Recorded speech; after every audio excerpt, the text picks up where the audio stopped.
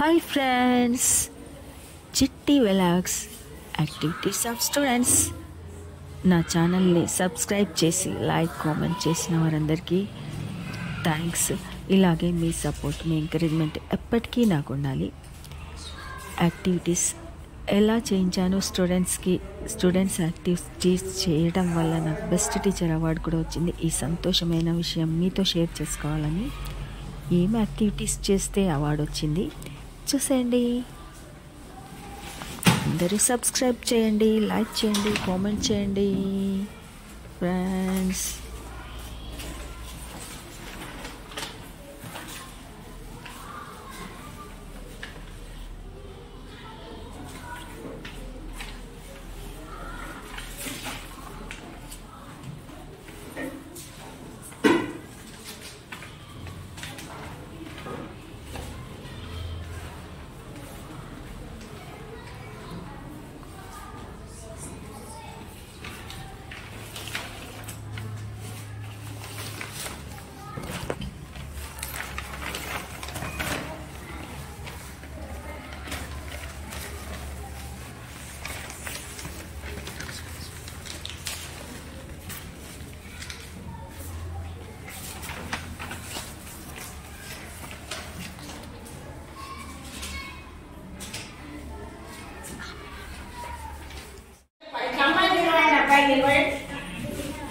మీకు అక్షరాలు ఇస్తే ఏ అక్షరం ఇచ్చినా చెప్పాలి, ఎవరికి ఇచ్చినా చెప్పాలి. బుస్రా ఇదేంటి చెప్పు కదా, ఇది పట్టుకో, అటు చూపి. ఇదేం అక్షరం? దానికి ఏముంది? కింద కింద ఏమి ఇచ్చినాం? ఇది జట్కా. ఏమి ఇచ్చినా? మరి దాన్ని ఏం పదం అంటాం? జట్కా ఉన్న పదాన్ని మంచిగా జట్కాలు అట్లుంటే ఏమంటాం? మహా ప్రాణాక్షర పదాలు. ఇదేంటిది? ఇదేంటమ్మా అని చెప్పు, గుర్తుపట్టు. అలా వస్తాయి కదా నీకు. ఏంది? బండిరా. Very good. బండిరా అంటారు, దీన్నే రౌతి అని కూడా అంటారు. చక్కగా చెప్పింది. బండిరా అంటే కూడా రౌతియే. గుడ్ నాన్న. ఇట్లా ఫ్లాష్ క్లాస్ లో ఇప్పుడు ఎవరు చెప్తారు? మీరే చెప్పాలి నాన్న. ఇదేంటి నాన్న? దీనికి ఏముంది నాన్న? Very good class. అక్షరాలు ఏం అక్షరాలంట? మహాప్రాణాక్షరాలు అంటాము. ఇప్పుడు మనము లేఖలు, రైతులు, సరళ పదాలు, గుణింత పదాలు అన్ని తెలిస్తే పాఠం చదవడం కూడా వస్తుంది కదా. ఎట్లా? ఇప్పుడు చూడండి, ఇది ఒక్కొక్క లైన్ తీసుకుందాం నాన్న. ఇప్పుడు ఇది చదువుతారు శ్రావణి. ఫస్ట్ సాక్ కొమ్ముంది సు. ఇది ఫస్ట్ లైన్ చదువు. Very good class. Very good.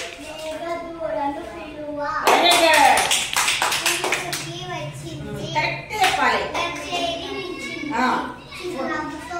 చెయ్యి పెట్టు ఇక్కడ. ఏం చదువుతున్నావు నువ్వు?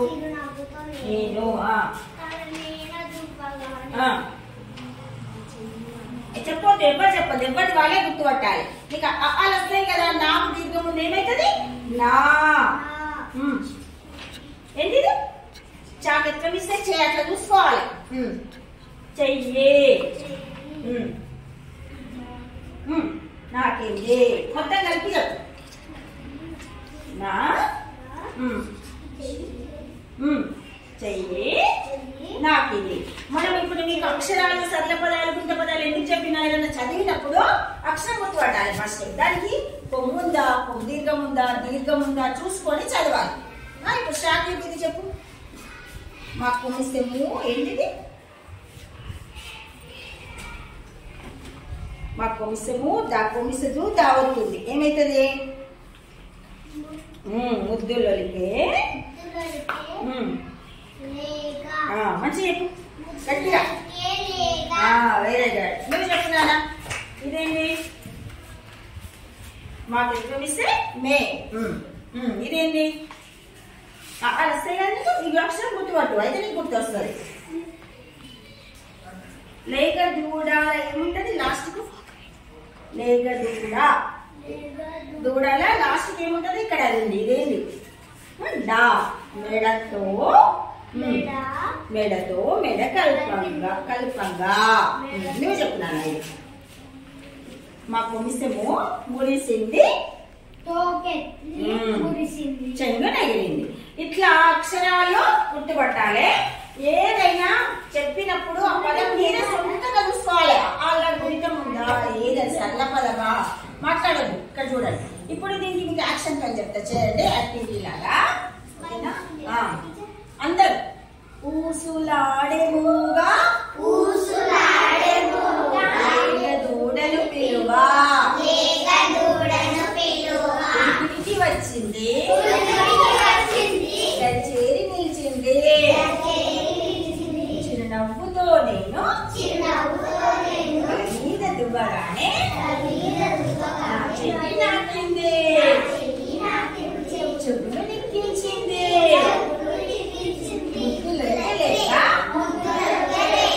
మెడతో మెడ కల్పంగా సింధితోకెత్తి చెట్లు నెగిరింది సరదాల సయ్యాట సరిగ పందె మాట గాడాలు పోయింది గంతేసి ఆడింది విశాల తాతయ్య చప్పుడు విని చుట్టూ మని లేదా ఇది మంచిగా రేపు కూడా చెప్పుకొని అందరు చెప్పాలి నాన్న, ఓకేనా? ఇప్పుడు నేను కొన్ని పదాలు రాస్తా బోర్డు మీద. ఇంట్లో ఉన్న పదాలు రాస్తా, రాసుకోండి క్లాస్ వర్క్. పేజీ అయితే కూడా పాఠం ఉన్నది కదా. పేజ్ నెంబర్ తీయండి. ఎంత ఉంది పేజ్ నెంబర్? 67 పేజ్ తీయండి అందరు. 66 67 పేజ్ తీయండి నాన్న. 67 పేజ్ లో ఏమున్నది చూడండి. బొమ్మ చూసి బొమ్మలో ఏమున్నాయి నాకు చెప్పాలి నాన్న. ఏమేమున్నాయి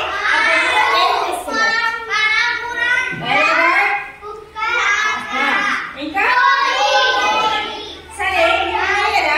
ఏం చేస్తున్నారు మరి? బొమ్మ చూసి మీకు ఏమర్థమైంది? బొమ్మల చూసి ఏమర్థమైంది?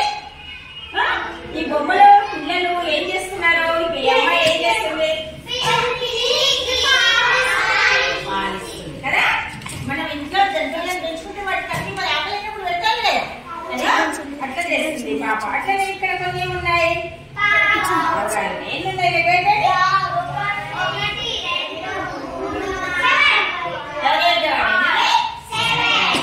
ఈ బొమ్మలు చేసేది అర్థమైంది ఏంటి మరి? ఇంట్లో పెంచుకునే జంతువులు. ఈ రోజు మనం చెప్పుకునేది కూడా లేగ దూడ. లేగ దూడ అంటే ఏంటంటారు నాన్న? చెప్పండి. దేని పాప? ఇక్కడ చూడండి అందరూ. ఇక్కడ లేగ దూడ కనబడుతుందా బొమ్మలా? కనిపిస్తుందా? ఇక్కడ ఫస్ట్ ఏముండదు నాన్న, ఒక బాబు ఏం చేస్తుండో దగ్గర తీసుకున్నాడు కదా. ఇప్పుడు మనం ఏదైనా జంతువు పెంచుకుంటే ప్రేమ దగ్గరికి వస్తుంది కదా. మనం రోజు దాన్ని చూసి మన ఇంట్లో మనిషిలాగా గుర్తుపడుతుంది. ఈ బాబు కూడా దగ్గర తీసుకున్నాడు చూడండి. ఊసులాడే మూగ లేగ దూడలు పిలువా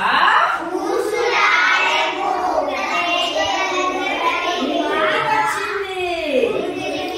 బాబు దగ్గరికి వచ్చి మనిషిగా తర్వాత ఏం చేసింది? ముద్దులకే లేగా మెడతో మెడ కల్పంగా.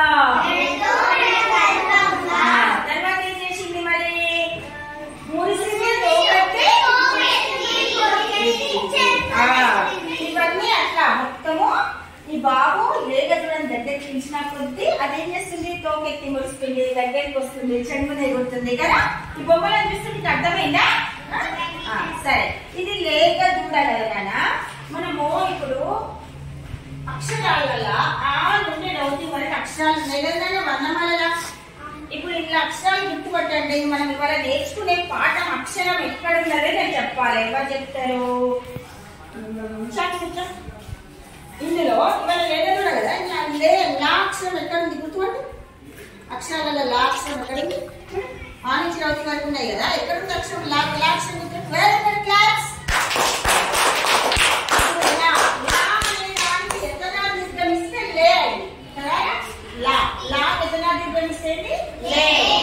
తర్వాత గా ఎక్కడ ఉంది అనేసి గుర్తుపట్టాలి. ఇలా గా ఎక్కడ ఉంది? ఆలల్లా గా గుర్తుపట్టు.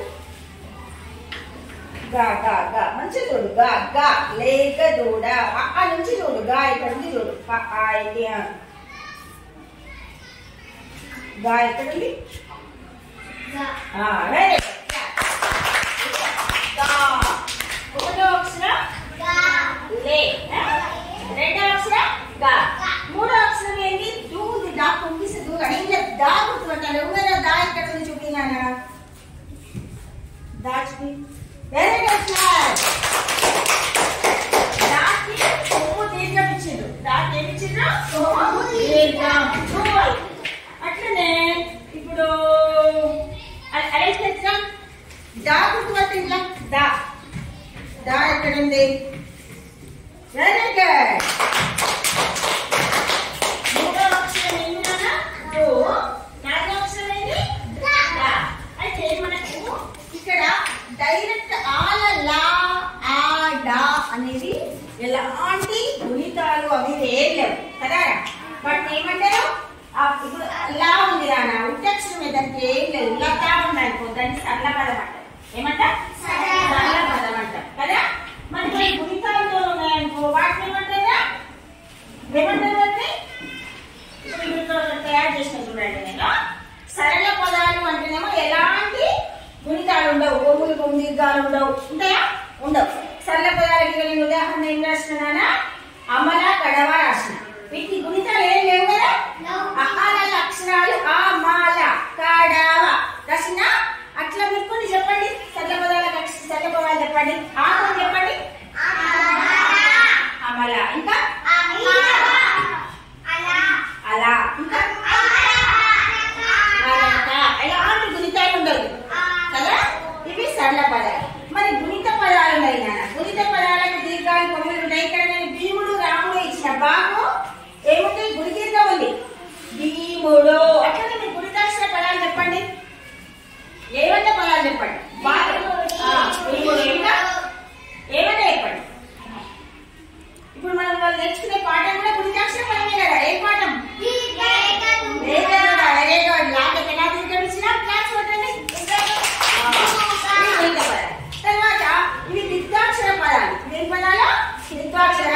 దిత్వాక్షర అంటే ఒక హల్లుకు అదే హల్లు తీస్తే దాన్ని దిత్వాక్షర పదం అంటారు కదా. ఎగ్జాంపుల్ ఏంటి? అత్త, నక్క, కుక్క. ఇప్పుడు ఈ కుక్క రాష్ట్రంలో దిత్వాక్షర పదం కిందకే వస్తుంది కదా. ఒక హల్లుకు అదే అక్షరం హల్లు ఉంటే దిత్వాక్షర పదం అంటారు. అసలు అచ్చులు హల్లులు అచ్చులు అంటే ఏంటి నాన్న? అచ్చులు అంటే హల్లులు అంటే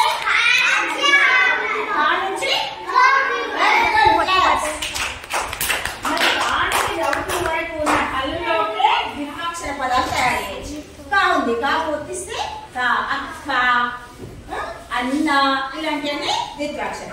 తర్వాత మహాప్రాణాక్షర పదాలు అంటారు నాన్న. మహాప్రాణాక్షర అంటే జట్కాతో రథం, మేఘం, జట్కా ఉన్న పదాలని. ఇప్పుడు మనము ఎలాంటి ఇప్పుడు అత్త ఉంది. అత ఉందనుకో మామూలుగా పలుకుతాం. అత్త అయితే ఒత్తు అంటే ధ్వని గుర్తింపు తేడా చూడండి. ధ్వని గుర్తింపులో అత అయితే మామూలుగా అంటాం కదా. అత్త అంటే ఇట్లా ఒత్తి పలుకుతాం కదా. ఇది ధ్వని గుర్తింపు. ధ్వనిలో తేడా ఉందా? ఉందా? ధ్వని తేడా ఉందా లేదా? అత్త అంటేనేమో ఒత్తి వస్తుంది. అత ఇట్లా వస్తుంది. అట్లనే మహాప్రాణాక్షరాలు కూడా మేఘం జట్కా ఉంటే గట్టిగా అంటారు. అది మామూలుగా ఒత్తుగా కాకుండా ఉత్తి రాసినప్పుడు మేఘం. దానికి దీనికి తేడా ఉంటుంది. వీటిని అక్షర తేడా ధ్వని గుర్తింపు అంటారు. అక్షరాలలో గుర్తింపు అంటేనేమో గా ఖ. అదే పదాలలో గుర్తింపు అంటే మామూలుగా గా మేఘం మేఘం అట్లా. ఇది సరళ పదాలు, గుణిత పదాలు, ద్విత్వాక్షర పదాలు, మహాప్రాణాక్షర. ఇంకొక పదం ఉంది నాన్న, సంశ్లేషణాక్షర పదాలు అంటారు. అంటే ఏంటి? ఒక అక్షరానికి రెండు ఒత్తులు. జ్యోత్స్నా ఉందనుకోండి. జో సావొత్తు సావొత్తు రెండు ఉంటాయి. చూడండి ఇక్కడ జో